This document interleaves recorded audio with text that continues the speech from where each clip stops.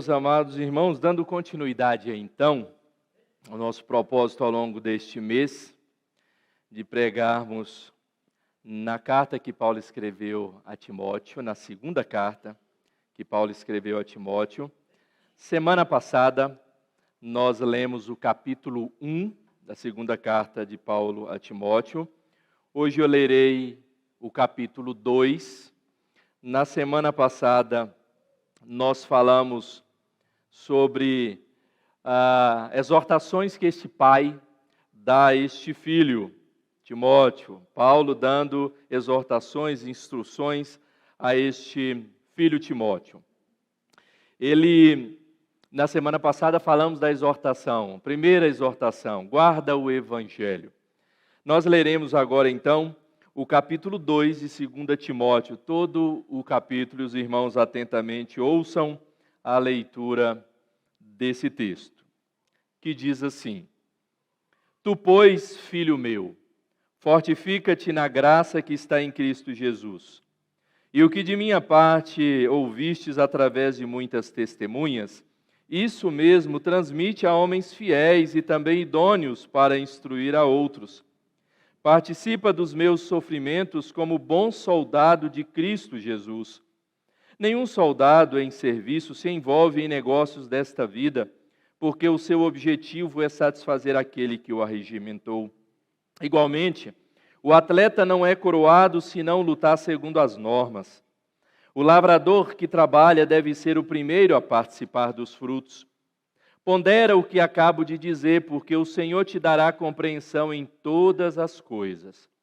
Lembra-te de Jesus Cristo, ressuscitado de entre os mortos, descendente de Davi, segundo o meu evangelho, pelo qual estou sofrendo até algemas, como malfeitor.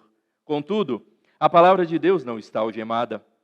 Por esta razão, tudo suporto por causa dos eleitos, para que também eles obtenham a salvação que está em Cristo Jesus, com eterna glória. Fiel é esta palavra. Se já morremos com Ele, também viveremos com Ele. Se perseveramos, também com Ele reinaremos. Se o negamos, Ele, por sua vez, nos negará. Se somos fiéis, Ele permanece fiel, pois de maneira nenhuma pode negar-se a si mesmo. Recomendo estas coisas. Dá testemunho solene a todos perante Deus, para que evitem contendas de palavras que para nada aproveitam, exceto para a subversão dos ouvintes. Procura apresentar-te a Deus aprovado, como obreiro que não tem de que se envergonhar, que maneja bem a palavra da verdade. Evita igualmente os falatórios inúteis e profanos, pois os que deles usam passarão a impiedade ainda maior. Além disso, a linguagem deles corrói como câncer, entre os quais se inclui Emineu e Fileto. Estes se desviaram da verdade, asseverando que a ressurreição já se realizou e estão pervertendo a fé a alguns. Entretanto, o firme fundamento de Deus permanece tendo este selo: o Senhor conhece os que lhe pertencem. E mais, aparta-se da injustiça todo aquele que professa o nome do Senhor.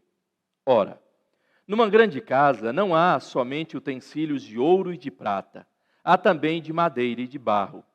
Alguns para honra, outros, porém, para desonra. Assim, pois, se alguém a si mesmo se purificar destes erros, será utensílio para honra, santificado e útil ao seu possuidor, estando preparado para toda boa obra. Foge outro sim das paixões da mocidade, segue a justiça, a fé, o amor e a paz com que os de coração puro invocam o Senhor. E repele as questões insensatas e absurdas, pois sabes que só engendram contendas.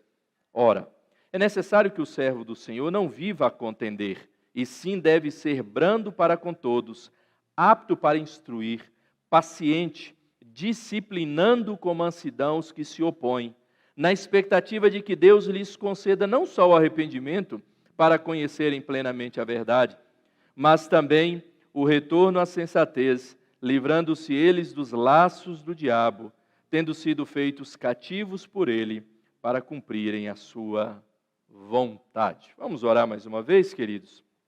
Pai, nós somos gratos ao Senhor pela salvação em Cristo Jesus. Salvação esta que nos trouxe aqui nesta noite, nos uniu como corpo de Cristo. E, ó Pai, que em nome de Jesus, que o teu povo aqui reunido, que todos aqueles, ó Pai, que nos veem, e todo o teu povo que está reunido por este mundo, te adorando e te louvando, seja de fato instruído, exortado, corrigido, edificado pela tua palavra. Que a tua igreja cada dia mais cresça no conhecimento do Senhor e da tua vontade, e que neste momento o teu Santo Espírito instrua mente e corações, tirando todas as dificuldades que possam impedi-los de entender a tua palavra e ouvir a tua voz. E é por Cristo, o nosso Senhor amado, é que nós oramos agradecidos. Amém. Amados e queridos irmãos, nós vivemos um tempo em que a cruz ela foi tirada das pregações, da pregação do Evangelho. Nós vivemos num tempo onde a cruz já não tem mais lugar nos púlpitos, na boca, nos lábios dos pregadores. Pelo menos, não a cruz do sofrimento. Talvez a cruz da prosperidade, talvez a cruz da bonança, talvez a cruz sempre do bem e da bênção derramado sobre a vida, talvez essa ainda tenha. Nós sabemos muito bem que a nossa igreja, ontem, a Igreja Presbiteriana do Brasil, completou 164 anos. E nós sabemos que na história da nossa igreja nós vemos marcada a cruz de Cristo na vida daqueles que se entregaram para pregar o Evangelho e anunciar o Evangelho, e esse, desde os primórdios, chegar até nós. Falando de primórdios, a semana passada eu falei um pouco de Simonton. Nesse mês a gente vai pincelando algumas questões, mas eu quero voltar um pouquinho mais. A Igreja Presbiteriana, ela tem sua origem lá da Reforma Protestante, no século XVI, lá de 1517, com Martinho Lutero. Mas logo depois, houve um grande formulador da teologia reformada, que a partir dele, então, inicia o movimento presbiteriano, ou a Igreja Presbiteriana. E tendo sido discípulo de João Calvino, John Knox, lá na Escócia, então inicia a Igreja Presbiteriana. João Calvino, ele é conhecido lá para os idos do século XVI também, como esse grande homem, esse grande teólogo, esse grande administrador, inclusive governou Genebra. Mas este homem, enquanto seu ministério, ele padecia de dezenas de enfermidades. E não é mentira, conta-se a alguns que as enfermidades de Calvino talvez preencheriam um livro de uma bula médica. Tantas eram as suas enfermidades. Tinha artrose, tinha dores no joelho, no pé, tinha hemorroida, tinha dores de cabeças constantes que o levava a ficar internado semanas a fio. E tinha uma diversidade absurda, hemorragias constantes e incessantemente ele vivia a vida do Evangelho, anunciando o Evangelho, pregando o Evangelho e escrevendo.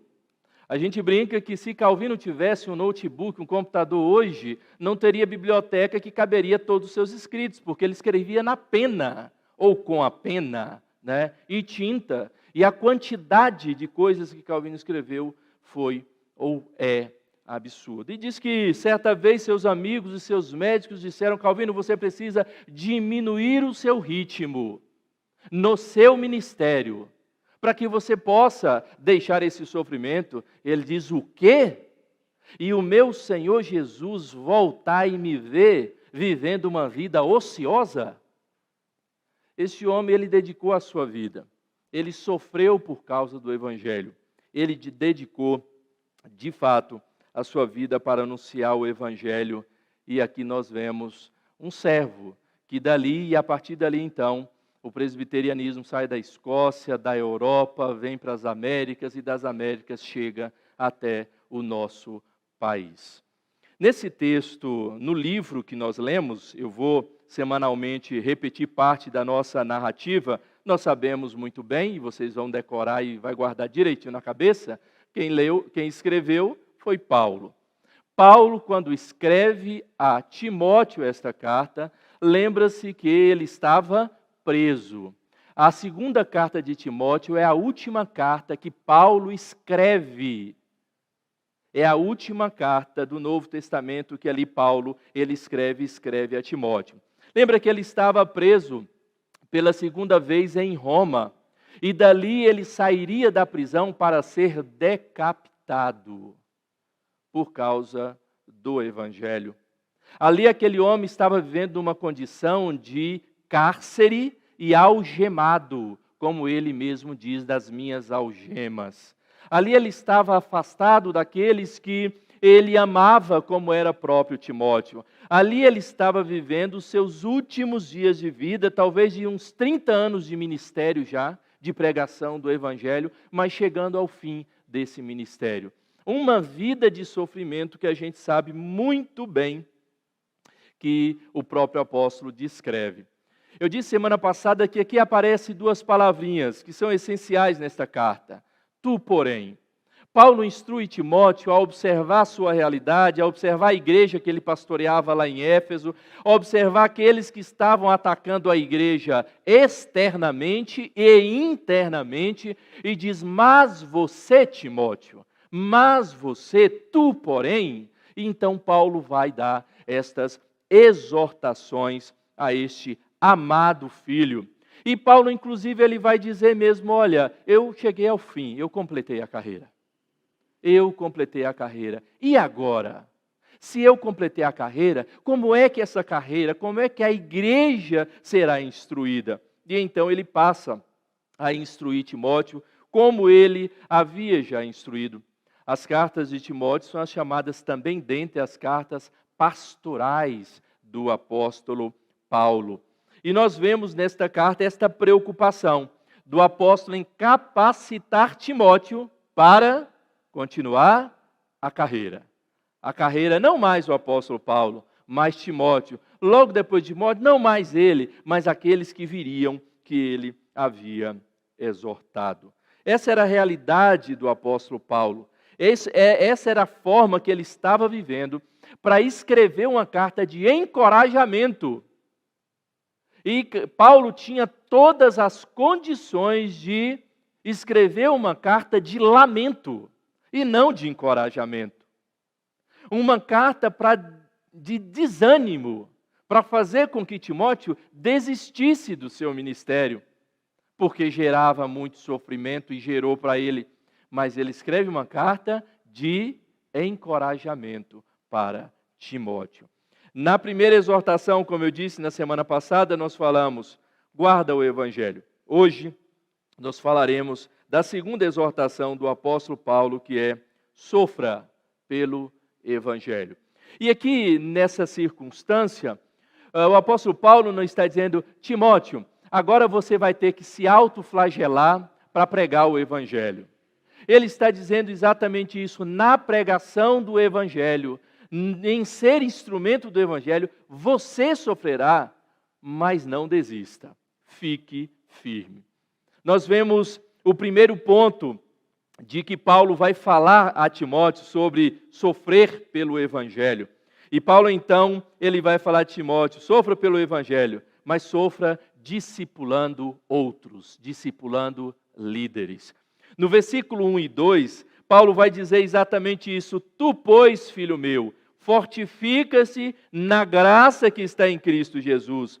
E o que de minha parte ouviste através de muitas testemunhas, isso mesmo transmite a homens fiéis e também idôneos para instruir a outros. Ou seja, Paulo exorta Timóteo para que ele gastasse tempo, gastasse a sua vida no discipulado, na instrução de outros que também seriam líderes para capacitar outros. Timóteo, ele é chamado, inclusive, a procurar recursos para o seu ministério, não nele mesmo. O primeiro versículo, Paulo vai dizer, fortifica-te na graça de Cristo, porque em você não tem força. Porque em si mesmo você não terá conhecimento suficiente para discipular outros, mas na graça do Senhor Jesus Cristo, não na sua natureza, não na sua própria força. E Timóteo, ele deveria guardar essa verdade com tal lealdade, mas não guardá-la para si mesmo, fielmente guardá-la, mas transmiti-la a outra geração, a outros. E é interessante que o apóstolo Paulo, aqui neste versículo 2, ele vai falar dessa transmissão de mão em 4 estágios, ou principalmente em 4 partes, quando ele vai dizer que ele foi confiado a Paulo, a palavra, o evangelho, por Cristo Jesus. E o que foi confiado a Paulo, esse por sua vez confia a Timóteo.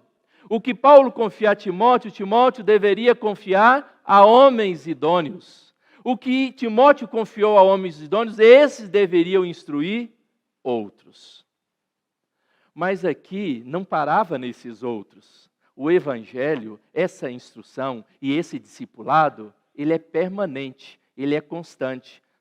Não acabaria com a 4ª geração ali, mas deveriam continuar sempre instruindo e discipulando.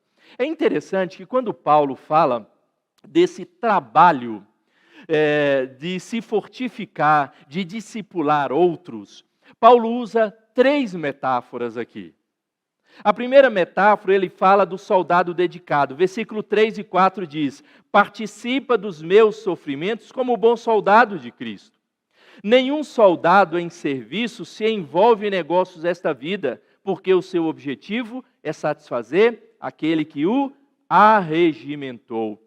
O bom soldado de Cristo é chamado para ser um homem dedicado ao evangelho, que mostra a sua dedicação em transmitir a outros, em lutar por este evangelho, em guardar este evangelho, em ser este guarda fiel.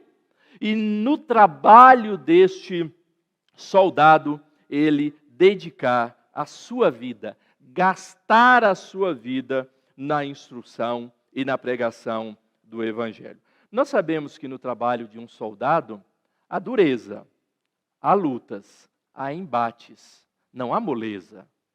Precisa de atenção, precisa de fato estar vigiando, mas há uma obrigação a ser conquistada. Há um alvo a ser conquistado, mas para alcançar aquele alvo, demanda muitos riscos.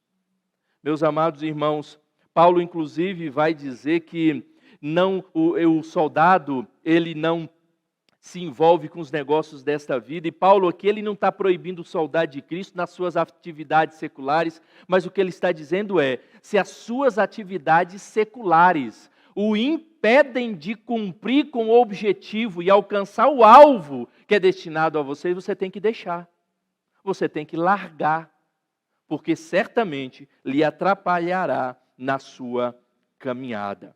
A outra metáfora que Paulo usa é do atleta que é sujeito a regras. Veja o versículo 5, quando diz: igualmente o atleta não é coroado se não lutar segundo as normas. Nós sabemos muito bem que em todos os esportes tem suas normas, tem suas regras. E o atleta, ele de fato só alcançará êxito se ele concorrer dentro das regras. A vida cristã, ela não é diferente. A corrida cristã não é diferente. No que Hebreus vai dizer que nós devemos nos desembaraçar de todo o peso. E, de fato, tudo aquilo que nos faz correr essa carreira fora do padrão ou fora da regra, nós temos que desembaraçar. Porque a carreira cristã, ela precisa ser corrida dentro das regras. Uma das regras que o Senhor Jesus Cristo coloca para todo cristão é que nós precisamos anunciar o evangelho. É que nós precisamos fazer discípulos de todas as nações. E muitas vezes nós vemos muitos correndo a carreira cristã desprezando esta norma, desprezando e desobedecendo esta regra, inclusive. E outra metáfora que Paulo vai usar é a metáfora do lavrador diligente. No versículo 6 diz assim, que o lavrador que trabalha deve ser o primeiro a participar dos frutos. O preguiçoso jamais será um bom lavrador. O lavrador trabalha com dedicação para ter boa colheita. E quando o trabalhador ele planta, ele aguarda os frutos. Quando ele colhe, ele quer provar dos frutos. E aqui está dizendo, é o primeiro que prova dos frutos, é aquele que planta, é aquele que colhe. Espiritualmente não é diferente. Quando nós anunciamos o Evangelho, nós provamos dos frutos pelos quais nós entregamos a outros. Meus amados irmãos, Paulo então usa essas três metáforas. Essa metáfora do soldado, a metáfora do atleta, a metáfora do lavrador. O soldado que ele tem um objetivo e nada pode impedir com que ele cumpra esse objetivo. Ali, Timóteo, ele precisava cumprir, ele precisava formar liderança para aquela igreja, porque se não for a igreja morreria. Se não tivesse aqueles que de fato conduzisse a igreja à fidelidade da palavra, aquela igreja já estava sendo inflamada por erros e heresias. Ele precisava agir como um atleta, ou seja, o que Deus exige na sua carreira cristã? O que você deve fazer na sua caminhada cristã? E um dos grandes objetivos e primordiais objetivos da vida cristã é fazer discípulos do Senhor Jesus Cristo. E como é que nós seremos recompensados em todo esse trabalho? Provando dos frutos. Provando dos frutos. Há dois grandes nomes no início da nossa igreja. Um que vocês já ouviram semana passada, Ashbel Green Simonton, que foi o missionário que veio para o nosso país, mas veio juntamente com Simonton Alexander Blackford, que inclusive se tornara cunhado de Simonton, casou com a irmã de Simonton, Elizabeth. E eles foram dos grandes evangelistas aqui também do interior de São Paulo. A igreja de Brotas, inclusive, foi plantada, evangelizada ou fundada ali por Blackford. Então eles andavam e caminhavam. Simonton, gente, morava no Rio de Janeiro, ou seja, pelo menos ali era a base primeira dele. Simonton, ele sofreu e sofreu muito para pregar aqui o evangelho. Simonton, ele chega aqui com 26 anos, ainda solteiro, sem nenhuma dificuldade. Ele, pelas suas andanças, juntamente com Blackford, evangeliza aqui o interior de São Paulo. Em 1862, eles plantam a igreja do Rio de Janeiro e Simonton diz, eu vou tirar umas férias. Simonton então volta para os Estados Unidos. Em 1863, Simonton volta casado com Ellen Murdoch, a sua esposa.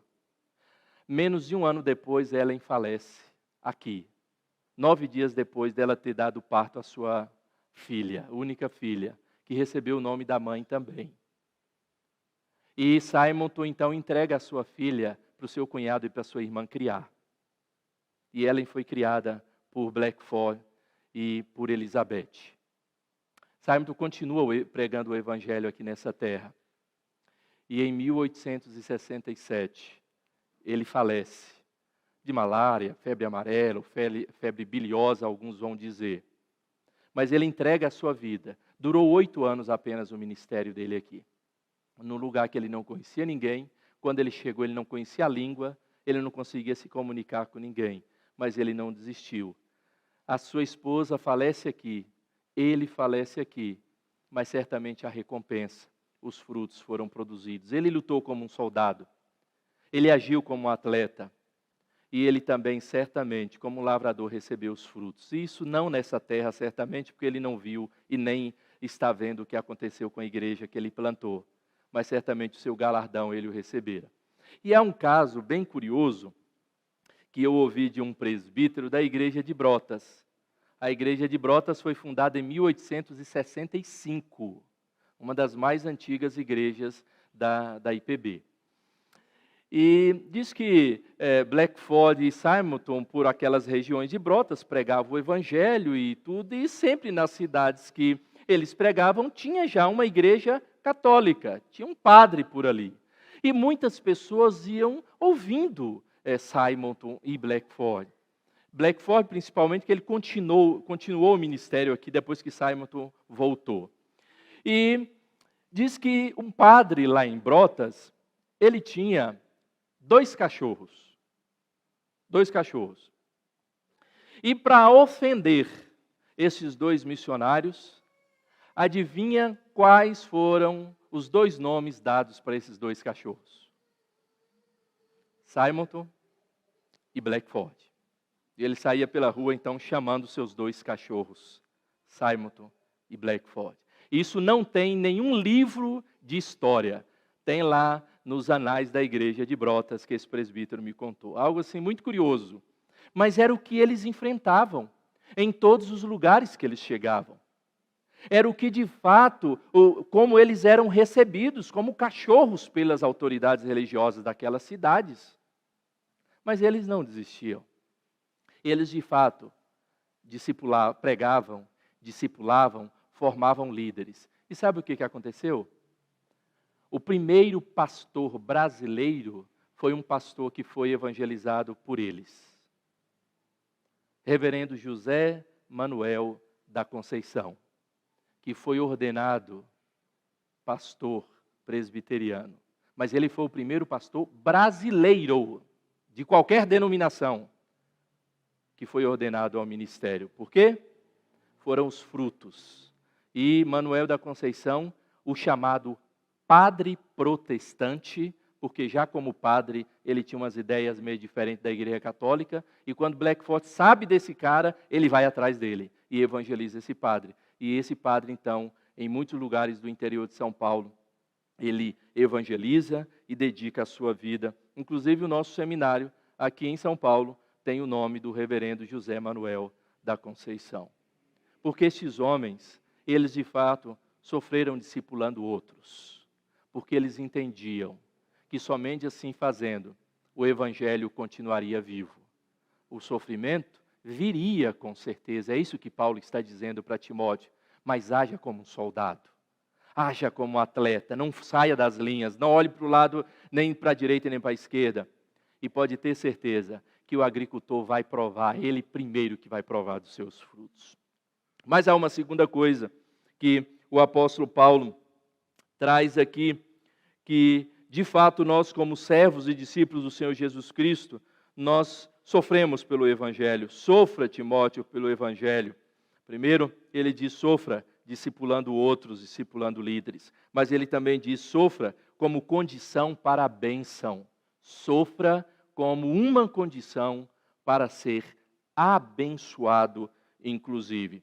E aqui é interessante que o apóstolo Paulo, a partir do versículo 8, ele vai dizer o seguinte: lembra-te de Jesus Cristo, ressuscitado de entre os mortos, descendente de Davi, segundo o meu evangelho. A primeira coisa que Paulo vai mostrar, ou o primeiro sofrimento que ele vai mostrar que gerou bênção, é a experiência do Senhor Jesus Cristo. As palavras dessa descendência de Davi vêm retratar claramente a humanidade do Senhor Jesus Cristo. E se nós sabemos que Jesus sofreu, foi porque ele foi humano. E ele vai falar desta palavra, desse sofrimento do Senhor Jesus Cristo, que gerou, inclusive, a grande bênção para a sua vida. A maior bênção que você poderia receber foi por causa do sofrimento do Senhor Jesus Cristo. Paulo está dizendo, então, sofra como uma condição para a bênção. Jesus assim o fez. Versículo 9 e 10, Paulo continua dizendo, pelo qual eu estou sofrendo até algemas, como malfeitor, contudo a palavra de Deus não está algemada. Por esta razão, tudo suporto por causa dos eleitos, para que também eles obtenham a salvação que está em Cristo Jesus, com eterna glória. Paulo agora passa a falar da experiência do sofrimento que gerou bênção na sua própria vida. Paulo estava sofrendo pelo Evangelho, não por ele mesmo, não para ele mesmo. Ele diz por causa dos eleitos, por nossa causa, por causa daquelas igrejas e discípulos que ele pregou o Evangelho. Ele está dizendo, eu estou sofrendo algemas, eu estou na prisão por causa dos eleitos de Deus. Ou seja, meus irmãos, a eleição, a predestinação, ela de forma alguma é um desânimo, para que nós não evangelizemos ou não sofremos pelo evangelho, porque já estão separados por Deus. Pelo contrário, se os que são do Senhor estão neste mundo, nós precisamos gastar a nossa vida para levar o evangelho até eles. E é isso que Paulo está dizendo. Eu sofri, eu estou em algemas, acorrentado, mas a palavra de Deus não está. Meus amados irmãos, Paulo então fala, sofra como condição de bênção. Sabe por quê? Porque Jesus sofreu para te abençoar. Eu sofri para abençoar vocês. Mas ele fala de uma terceira experiência, que é a experiência de todos os cristãos. Versículo 11 a 13, ele vai dizer, fiel é esta palavra, se já morremos com ele, também viveremos com ele. Se perseveramos, também com ele reinaremos. Se o negamos, ele, por sua vez, nos negará. Se somos fiéis, ele permanece fiel, pois de maneira nenhuma pode negar-se a si mesmo.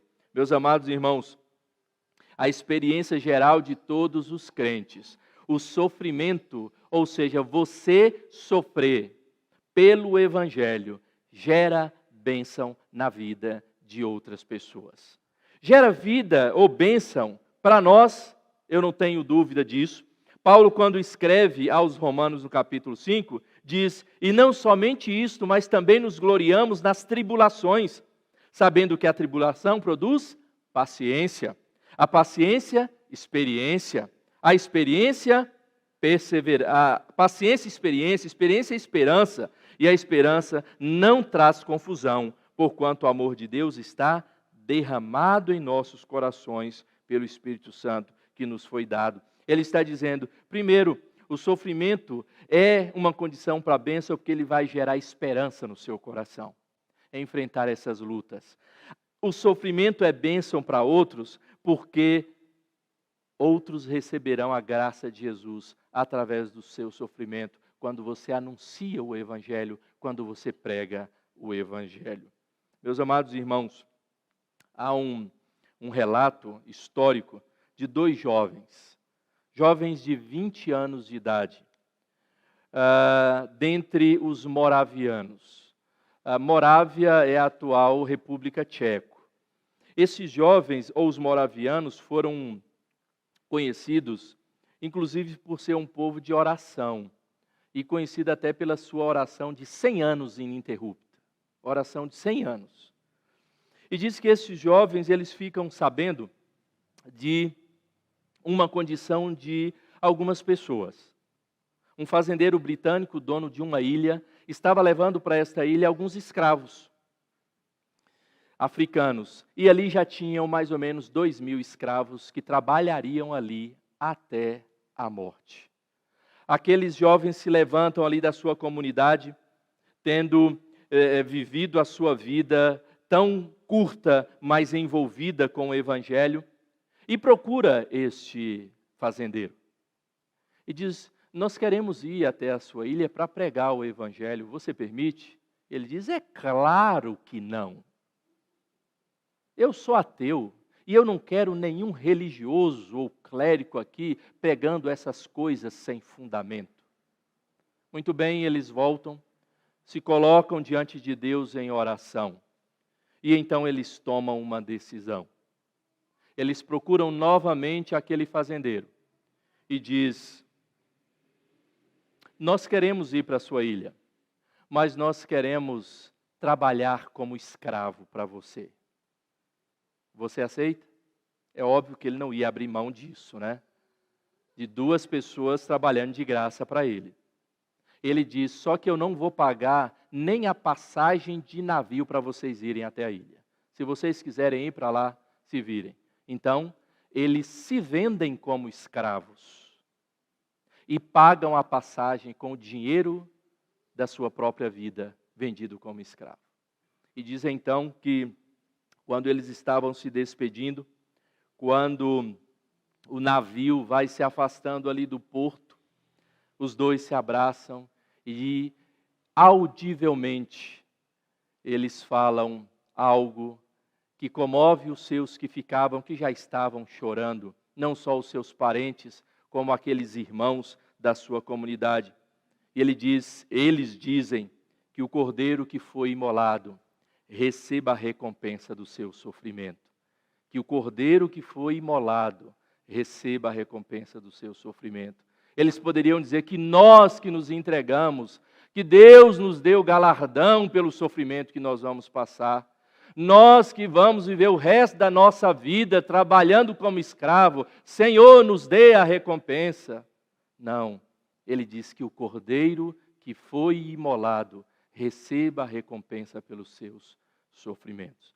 Nós precisamos, de fato, olhar para as nossas vidas e dedicar a obra do Senhor e saber que o anúncio do Evangelho, ele não acontece no mar de flores. E é por isso que as pessoas não querem anunciar o Evangelho, porque não querem sofrer pelo Evangelho.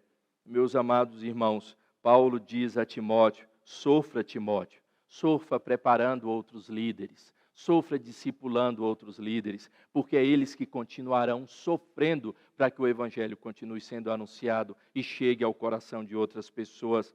Sofra como sendo uma condição da bênção, porque não há bênção maior de padecer por Cristo.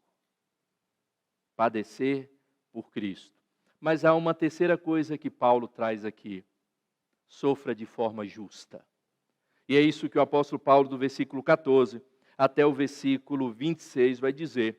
E ele começa, inclusive, trazendo mais uma metáfora. A metáfora do obreiro que não tem de se envergonhar. O obreiro que prega e é irrepreensível. O obreiro que tem como sua obra o ensino, que maneja bem a palavra da verdade. O obreiro que é aprovado, que é experimentado, que é fiel. E então Paulo está dizendo, sofra, mas não sofra pelos seus problemas, não sofra pelas suas decisões erradas, não sofra pela sua forma de lidar com os outros, pelas suas palavras. Sofra de forma justa. Um obreiro que maneja bem a palavra, um obreiro que é fiel à palavra, um obreiro que anuncia o Evangelho do Senhor Jesus Cristo. Se você sofrer assim, você é bem-aventurado. Então, essa metáfora que ele traz desse obreiro, um obreiro que não se desviava. O versículo 18 ele vai dizer, estes se desviaram da verdade, asseverando que a ressurreição já se realizou, estão pervertendo a fé alguns, mas você não. O firme fundamento de Deus permanece. O Senhor conhece os que lhe pertencem. Paulo ele vai citar, como ele citou no capítulo 1, que muitos o abandonaram. Paulo aqui, ele cita Emineu e Fileto. Ele cita na primeira carta que ele escreve a Timóteo, Alexandre também, Emineu e Alexandre, que ali se desviaram da verdade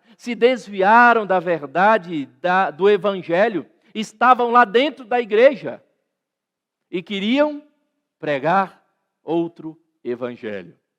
E eles dizem, despreze, desconsidere, não perca tempo com falatório com esse povo. Não discuta com esse povo, para nada vai adiantar.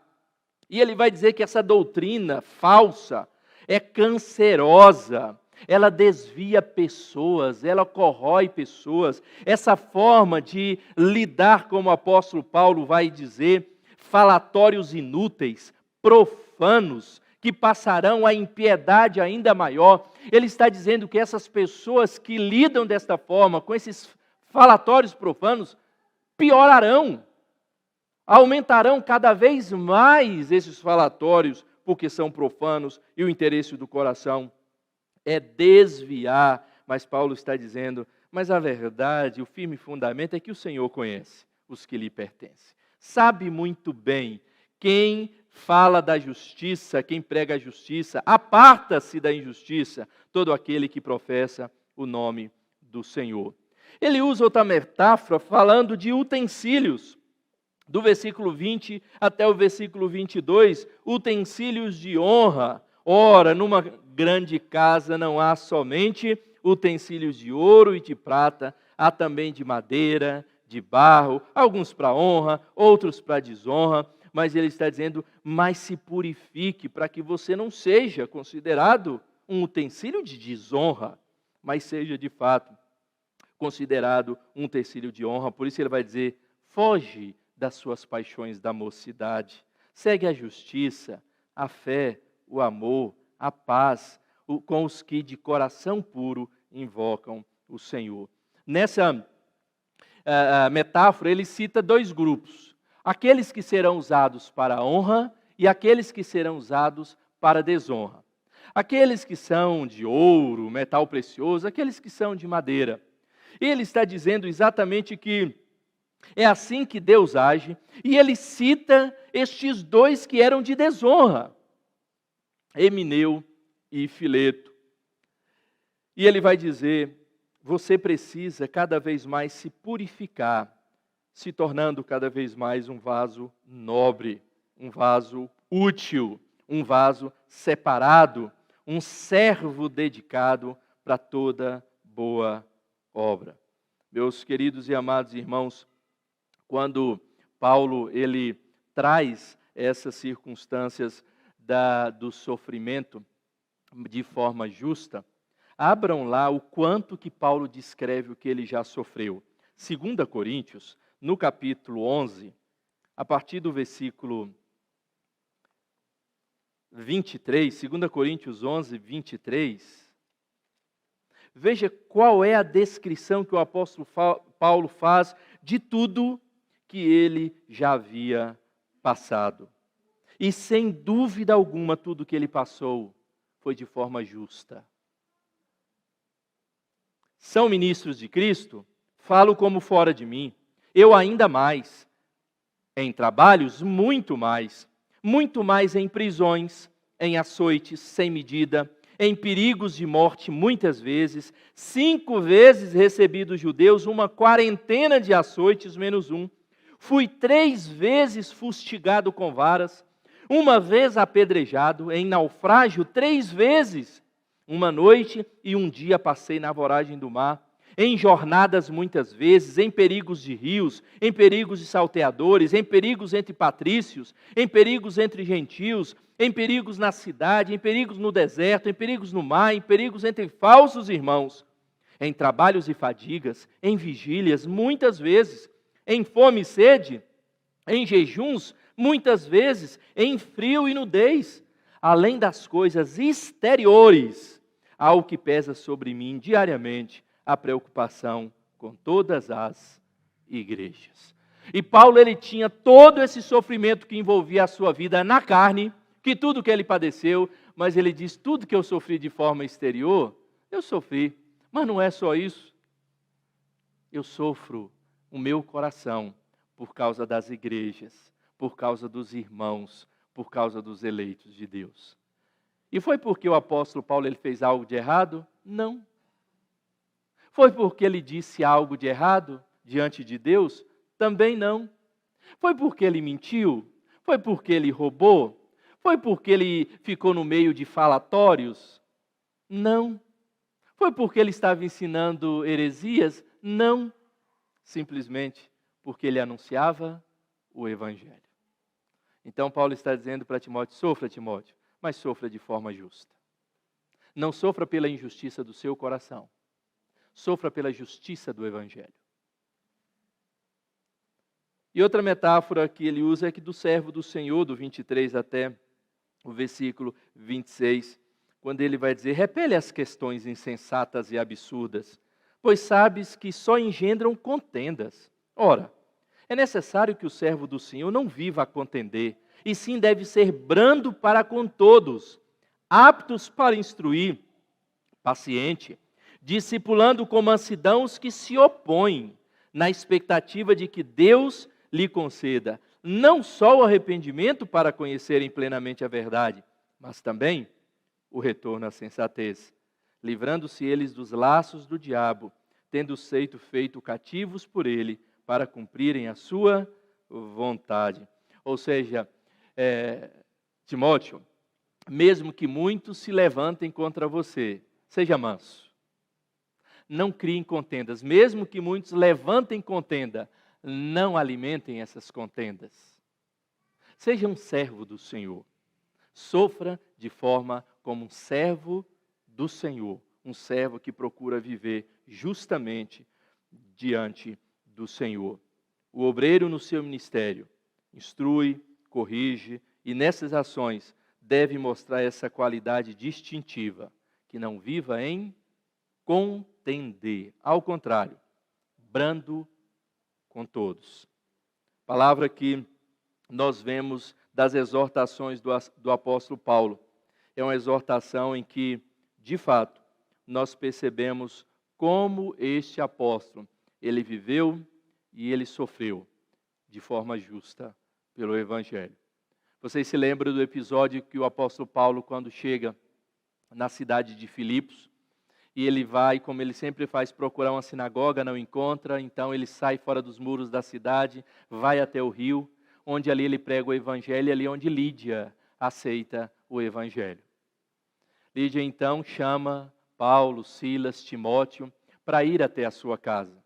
Neste caminho, diz que uma jovem possessa de um espírito de adivinhação ficava gritando com eles ali, dizendo que já os conhecia, sabia quem eles eram e assim por diante. Paulo fica chateado com aquela gritaria toda e expulsa aquele espírito. Só que aquela menina, ela era usada como instrumento de alguns naquela cidade para ganhar dinheiro com as suas adivinhações. E é óbvio que aquela cidade ou aquelas pessoas que a usavam não ficaram nada satisfeitos com o apóstolo Paulo. O que fizeram? Tomaram eles, chicotearam e lançaram na prisão. E diz que o apóstolo Paulo, então, eles ali oram e louvam ao Senhor e algo extraordinário acontece, um terremoto naquele lugar, só naquele lugar acontece que as cadeias são quebradas. O carcereiro, com medo, quando vê aquilo de todos os presos terem fugido e ele seria morto por causa disso, ele pega a espada e tenta tirar a vida. E Paulo então grita de lá e diz, não faça isso. Todos nós estamos aqui, nenhum fugiu. E diz então que aquele carcereiro se converte e leva Paulo e os seus companheiros para sua casa. E todos daquela casa recebem a bênção da salvação. Meus amados irmãos, Paulo, nas suas andanças e na pregação do Evangelho, expulsando aquele espírito imundo, ele não fez nada de injusto. Ele não fez nada além do que Deus o instruir a fazer. Mas a recompensa não foi nada boa. Mas como nós sabemos que o sofrimento nenhum é por acaso, o sofrimento pelo Evangelho não é sem propósito, aquele carcereiro recebeu a bênção da salvação por causa do sofrimento do apóstolo Paulo e dos seus companheiros. Sofra pelo Evangelho. Meus amados irmãos, a igreja dos nossos dias, os púlpitos dos nossos dias, não tem mais a cruz de Cristo. Não tem sido pregada a cruz do Senhor Jesus Cristo. O grande problema não são os púlpitos, não são as igrejas. O coração dos crentes dos nossos dias não tem mais a marca da cruz de Cristo. Porque qualquer sinal de sofrimento que eu percebo que eu terei, ao abrir a minha boca para anunciar o Evangelho, eu tranco ela de novo. Eu fecho e não falo nada. Às vezes nós olhamos para todos esses exemplos que citamos, dos nossos missionários, daqueles homens da reforma, do apóstolo Paulo, do Senhor Jesus Cristo, e olhamos para as nossas vidas nos nossos dias e dizemos, mas nós estamos longe de padecer todas estas coisas. Imagina, eu não corro nenhum risco de morte pregando o Evangelho onde eu estou. Pois é, o grande problema é que a pessoa não quer sofrer nem vergonha de se declarar um crente. A pessoa não quer sofrer nenhuma exclusão de um grupo ou de uma amizade por anunciar o Evangelho do Senhor Jesus Cristo. A pessoa não quer sofrer nem exclusão, talvez na sua própria casa, na sua família, quando ele age diferente como um cristão, diferente de todos aqueles que não são. Quanto mais dedicar a sua vida e sofrer pelo Evangelho. A igreja precisa despertar, a igreja precisa acordar, porque, diz o apóstolo Paulo, assim como ele viveu naquele tempo, os últimos dias, virão grandes e grandes dificuldades para aqueles que se declaram cristãos. Nós viveremos esses dias? Não, nós já estamos vivendo esses dias. E como é que nós estamos reagindo? Nós estamos dispostos a sofrer pelo Evangelho? Separando o tempo de fato das nossas vidas para aprender, ser discipulado pelo Evangelho? Nós estamos dedicando tempo para estudar a palavra, para discipular outros, para que possam ter o Evangelho no coração e se transformar em outros discípulos e anunciadores do Evangelho? Às vezes observamos que esse tempo tem sido cada vez mais escasso. Eu não tenho tempo de ir para a escola dominical. Por quê? Porque eu tenho que recuperar o meu sono da semana.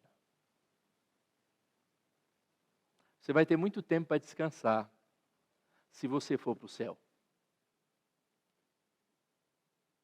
Agora, se não for, você não vai descansar um dia sequer. Como você não tem descansado nessa vida. Nós precisamos ter tempo para aprender de Deus, aprender do Evangelho e falar do Evangelho.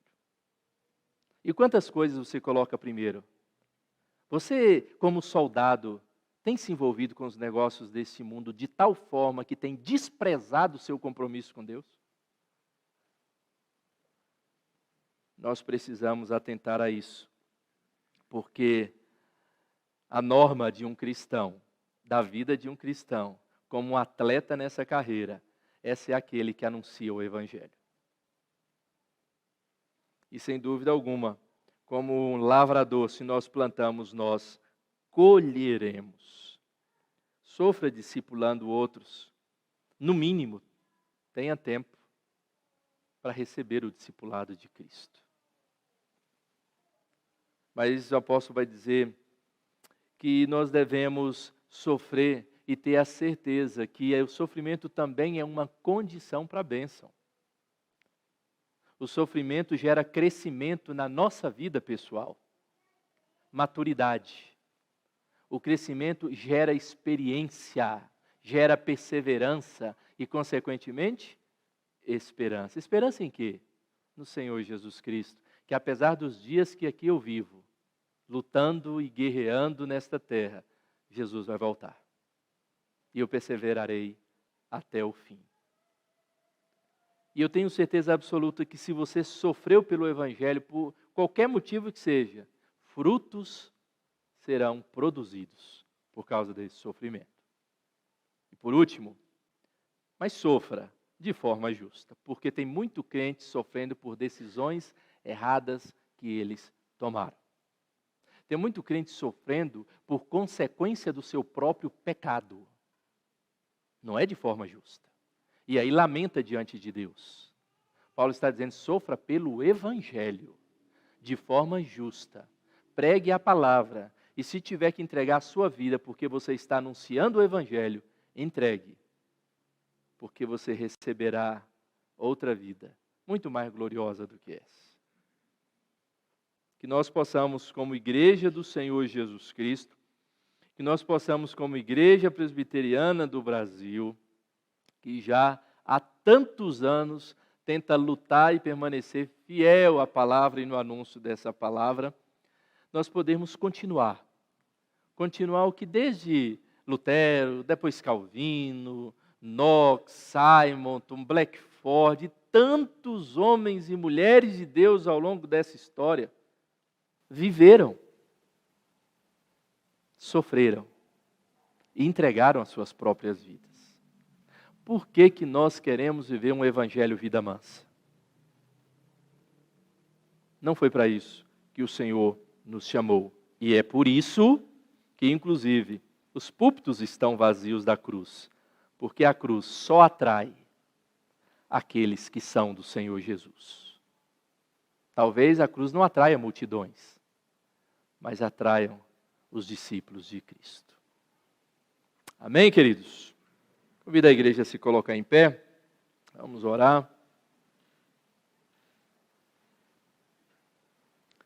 Louvar ao Senhor e suplicar a Ele, que Ele de fato nos dê a direção nessa carreira cristã, para que assim como o apóstolo Paulo, nós podemos dizer: eu completei a carreira. Eu completei a carreira. Eu guardei a fé, essa fé real e verdadeira. E certamente Ele recebeu a coroa da vitória.